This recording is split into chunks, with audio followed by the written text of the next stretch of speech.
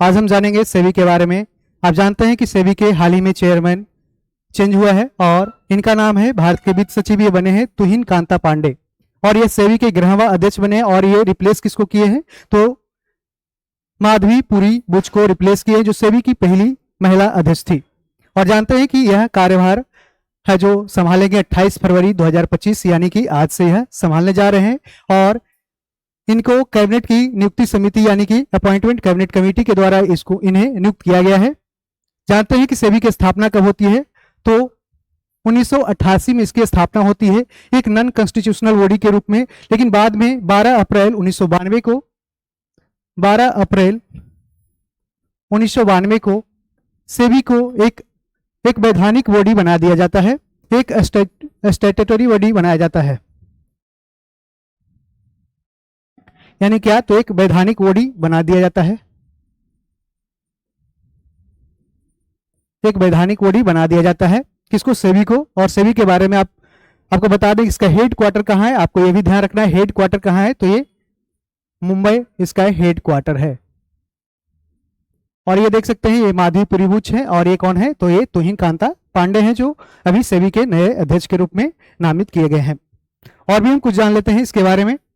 तो अभी जानते हैं कि भारत के जो मार्केट है उससे ज्यादा पैसा बाहर के जो संस्था है, जैसे कि एफपीआई या एफआईआई जो संस्था यहाँ पे पैसा लगाती है, और फिर मार्केट जैसे ही प्रॉफिट वो कमा लेती है तो फिर है जो वापस पैसा खींच करके दूसरे संस्था अपना चले जाती है अपने दूसरे कंट्री में, और जाकर वहां इन्वेस्ट करती है जहां उसको ज्यादा प्रॉफिट दिखता है। उसी अनुसार अभी देखे होंगे कि 2025 में 1.13 लाख करोड़ रुपए की भारत के शेयर मार्केट से है जो निष्कासित हो चुका है। तो देख सकते हैं कितना हैवी अमाउंट यहां से निष्कासित किया गया है, जो भारतीय शेयर बाजार को दिखाता है कितनी यहाँ पे एक बिकवाली नजर आ रही है, यहाँ से किस तरह से शेयर मार्केट डाउन हो रहा है।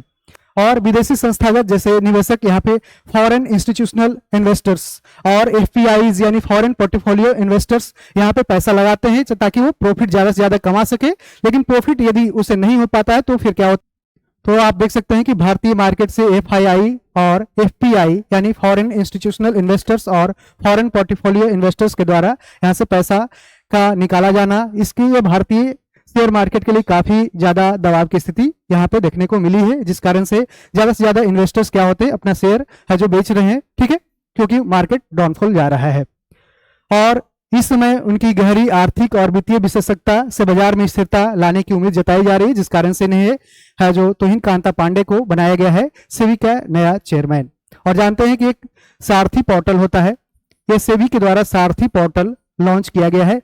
यह क्या है, तो शेयर मार्केट में जो इन्वेस्टर्स होते हैं जो अपना पैसा इन्वेस्ट करते हैं उनको रेगुलेट करने के लिए, उनको सही से पारदर्शिता मार्केट में दिखाने के लिए, उसको संतुलित करने के लिए, रेगुलेट करने के लिए इस तरह से सारथी पोर्टल लॉन्च किया गया है, ताकि जो इन्वेस्टर्स पैसा अपना मार्केट में लगाए उनको पूरी तरह पता हो कि हम कहाँ लगा रहे हैं और उनके साथ कोई धोखाधड़ी ना हो।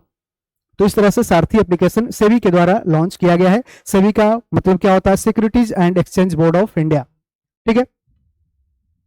यहां देख सकते हैं कि भारतीय प्रतिभूति और विनिमय बोर्ड यानी सेबी की स्थापना 12 अप्रैल 1988 को हुई, और यह भारत सरकार के वित्त मंत्रालय के अंतर्गत आता है, ये ध्यान रखना है।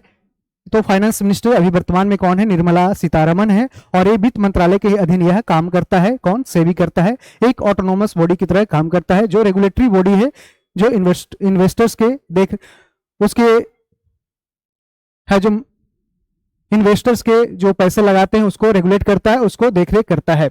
और सेबी भारत में प्रतिभूति और कमोडिटी बाजार का एक रेगुलेटरी बॉडी है, एक नियामक निकाय है, इसको ध्यान रखना है।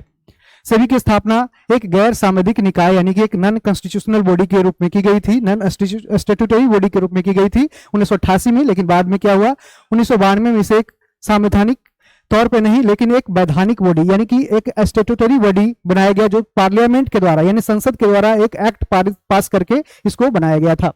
और इसका मुख्यालय याद रखना है मुंबई में है, और इसका जो रीजनल ऑफिसेज हैं जो कहाँ पे लोकेटेड है, तो नई दिल्ली, कोलकाता, चेन्नई और अहमदाबाद में यह लोकेटेड है सेबी का ये रीजनल ऑफिस। और इसके स्थानीय कार्यालय है जयपुर और बेंगलुरु में भी है, और इसका कार्यालय गुवाहाटी, भुवनेश्वर, पटना, कोची और चंडीगढ़ में भी इसका स्थित है। देखते हैं सेबी के मूल कामों में से एक है कि उसके निवेशकों के हितों की रक्षा करना, यानी जो इन्वेस्टर्स पैसा लगाते हैं उनको उनकी हितों की रक्षा करना इसका मुख्य उद्देश्य है। तो इस तरह से आप समझ सकते हैं कि सेबी का क्या रोल है और इसका रेगुलेटरी मार्केट में, इंडिया के रेगुलेटरी मार्केट में इसका क्या महत्व है, इसको आप समझ सकते हैं। शेयर मार्केट में जिस तरह से उतार चढ़ाव आता है वो सेबी ही कंट्रोल करता है और निवेशकों के लिए बहुत सारे उस तरह से पोर्टल और एप्लीकेशन लॉन्च करते हैं जिस कारण से इन्वेस्टर्स की है जो हित है उसकी रक्षा की जा सके। तो वीडियो देखने के लिए धन्यवाद। Thank you, all the best.